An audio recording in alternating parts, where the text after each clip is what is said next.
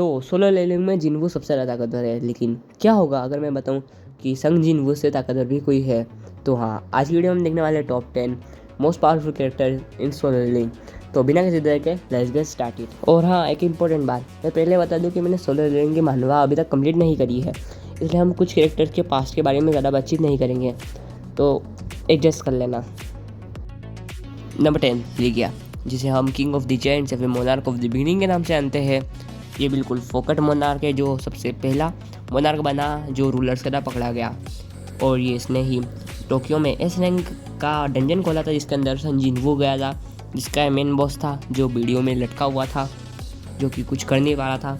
इसने जिनवू को थोड़ा बहलाने फुसलाने की ट्राई करी, अगर तुम मुझे खोल दोगे तो मैं तुम्हारा साथ दूंगा रूलर्स को हराने में और मोनार्क्स को भी हराने में। लेकिन सन जिनवू ने वन शॉट इसकी गर्दन काट दी, वन टैप मार के। ये फ्री फायर वाली स्क्रिप्ट यहाँ के साथ ही। तो बढ़ते हैं इसकी अब पावर्स एंड एबिलिटीज़ के बारे में, जिसकी शुरुआत होती है immense strength, spiritual body manifestation, gate creation यानी कि डंजन, और इसका signature move pledge of trust, जिसमें ये अपोनेंट से झूठ नहीं, मतलब सच ही बुलवाएगा, झूठ नहीं बोल सकता, मतलब अपोनेंट झूठ नहीं बोल सकता, ये उससे सच बोला सकता। लेकिन ये बिल्कुल सड़ी एबिलिटी है, क्योंकि सच बुलवा के करा भी लोगे क्या। तो बढ़ते हैं हमारे अगले करेक्टर के ऊपर। नंबर 9 पे आता है बेलियन, जो कि जिनवू की शेडो आर्मी का सोल्जर है, और ये पूरी शेडो आर्मी में स्ट्रॉन्गेस्ट सोल्जर है, यहाँ तक कि बेरू से भी ज़्यादा स्ट्रॉन्गर। और इसने बेरू को 1v1 में भी हरा रखा है, और ये जिनवू की तरफ बहुत ज़्यादा लॉयल है, लेकिन बेरू जितना नहीं। और इसकी रैंक है ग्रैंड मार्शल, और जिन्हें नहीं पता ग्रैंड मार्शल यानी कि सबसे ज़्यादा टॉप रैंक है। अब बढ़ते इसकी पावर्स और एबिलिटीज़ के बारे में। तो इसके पास भी है immense strength, immense speed, sword mastery और रीजनरेशन, जिसमें स्वॉर्ड मास्टरी इसका सिग्नेचर मूव है। नंबर 8 संगवान, जो कि सन जिनवू का बाप है, और ये एक रूलर का वेसल भी है। और इसकी रैंक के बारे में बात करी जाए तो वैसे इसकी कोई स्पेसिफिक रैंक नहीं है, क्योंकि उस टाइम पे रैंक का सिस्टम इतना ज़्यादा अच्छा नहीं था, जो अभी इतना एडवांस हो चुका है। लेकिन इसकी रैंक थी एस रैंक, जो कि एस रैंक का माना ही जाता है, मेरे वजह से नहीं कह रहा हूँ, पहले के लोग मानते थे। और ये बढ़ते हैं इसकी पावर्स और एबिलिटीज़ के बारे में। तो इसके पास है immense strength, lightning agility, stealth special, जो कि इसका सिग्नेचर मूव है, जो इसे इनविजिबल बढ़ा देता है, रूलर्स ऑथोरिटी और स्पिरिचुअल बॉडी मैनिफेस्टेशन। तो यही है इसकी पावर्स और एबिलिटी। इसके बारे में ज़्यादा कुछ बताया नहीं गया है, बस ये बताया गया कि जब ये वापस आया था लड़ने, तो जिनवू को बचाने के लिए लड़ रहा था। तो बढ़ते हैं नंबर 7 पे। नंबर 7 राकन, जिसे हम मोनाचोदी फैंग के नाम से भी जानते हैं। और मेरे पास इसकी ज़्यादा हिस्ट्री नहीं, क्योंकि मैंने अभी तक ख़त्म नहीं किया इसकी मानवा, और मैं बहुत ज़्यादा पीछे चल रहा हूँ। तो डायरेक्ट इसकी पावर्स और एबिलिटीज़ के बारे में बात कर लेते हैं। तो इसकी सबसे पहली पावर आती है, मतलब एबिलिटी जो भी बोलना चाहो, जो कि है मेन स्ट्रेंथ, स्पीड और ड्यूरेबिलिटी, जो तुम्हें हर किसी के पास मिल जाएगी। और गेट क्रिएशन भी है इसके पास, टेलीकिनेसिस भी है, रीजनरेशन भी है, और इसका मेन जो कि सबके पास ही पड़ा हुआ है इस लिस्ट के, स्पिरिचुअल बॉडी मैनिफेस्टेशन। बस यही है राकन के पास। इसकी मेरे पास ज़्यादा हिस्ट्री है नहीं, मैं गूगल से उठा सकता, लेकिन मुझे समझ में नहीं है। तो बढ़ते डायरेक्टली नंबर 6 पे। नंबर 6 सिलाल, जिसे हम मोनाचोदी फ्रोस्ट के नाम से भी जानते हैं। और बात की जाए इसके पास की, तो ये एंथ्रस से फाइट करने वाला था, लेकिन ये जानता था कि एंथ्रस की पावर्स को मैच नहीं कर पाएगा, इसलिए ये रीग्रुप करने का ट्राई करता है मोनार्क्स को, ताकि ये उसे हरा पाए।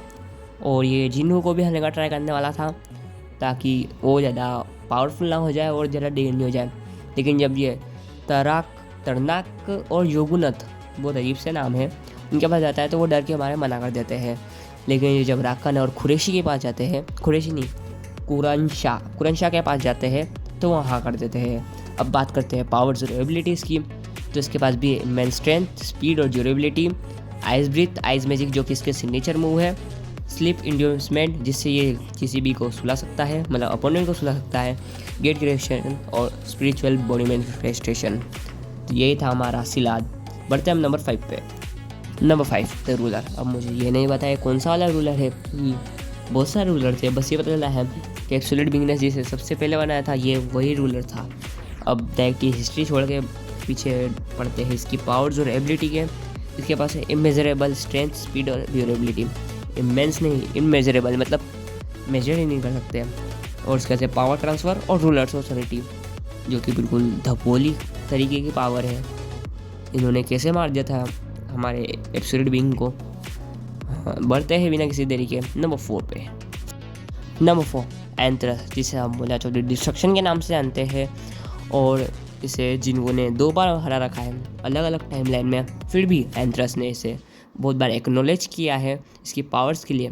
तुम लोग सोच रहे होंगे क्या 2 बार हार चुका है, क्या इसके पास पावर होगी, लेकिन तुम इसके पावर्स का इसी बात से ध्यान लगा लो या फिर अंदाज़ा लगा लो कि इसने राकन और बैरन को अकेले दम पे हरा रखा है, और दोनों में से एक को तो वन शॉट एक ही बार में ख़त्म कर रखा है।